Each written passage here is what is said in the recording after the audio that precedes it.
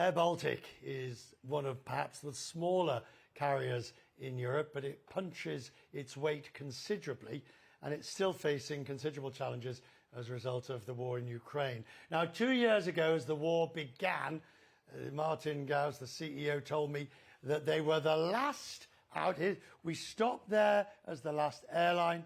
We will be the first one going back in. We'll find out more about that. For the airline itself, record profits of last year, 37 million, is the first profit since 18, and there's the potential for an IPO as the airline gets ready to list. Martin's with me, Martin Gauss, CEO of airBaltic. Let's start with this idea of Ukraine and what your plans are.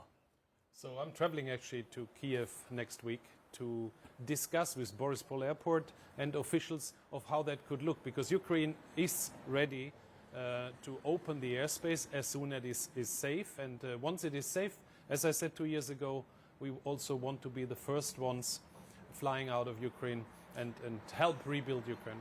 Does safety require, in your view, there to be a cessation of hostilities, a ceasefire of whatever sort? I would say you would need that. Plus, we need, of course, from European authorities, the okay that the airspace is safe. So I think we need both. I think there could be a staggered approach, that you have one area, Lviv, which is closer to the border first, and then maybe Kiev later. But that's something I want to discuss with them. And of course, we are hoping that that is coming as soon as possible.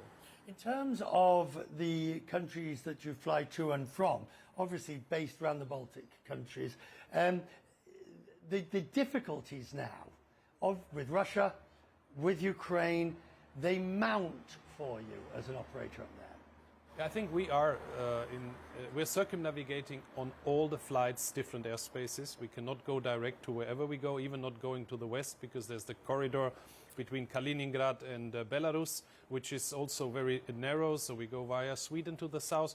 Everything southeast, like Dubai and all these flights, we have to circumnavigate. So it's something we do for 2 years. It increases cost. It's more time, and it's something we are living with.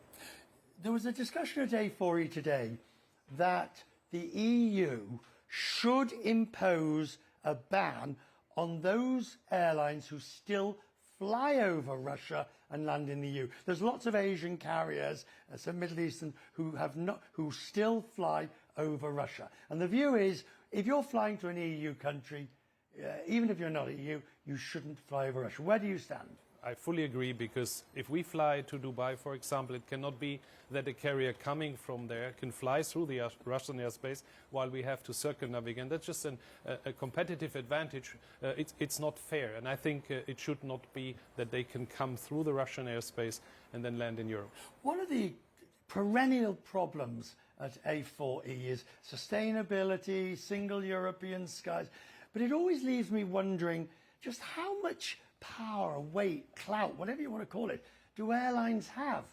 I mean, it's just, all right, it's not a unitary system in the same sense as the US with the federal and the FAA and the DOJ or DOT, but you don't really seem to get many wins. No, because we have still 27 member states, and one member state can kill it all. So the EU doesn't have the same power at the EU level. So if the member states don't want the single European sky and one of them doesn't want it, we will not have it. So therefore we are different, but we're still fighting for it. And I think we showed at this A4E meeting how united the airlines in Europe are when it's about our future. I just want to touch on this single European skies, because we talk about it quite often on this program. The reality, basically single European skies means that you can't fly the most direct route. Yeah. You have to go round because of national airspace, blah, blah, blah. How bad is it in reality?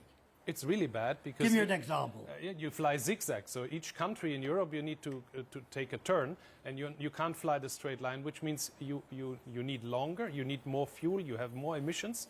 And the reasons for it is that there's some of the airspace is still restricted since Second World War, and they hadn't been changed. So But they won't change it.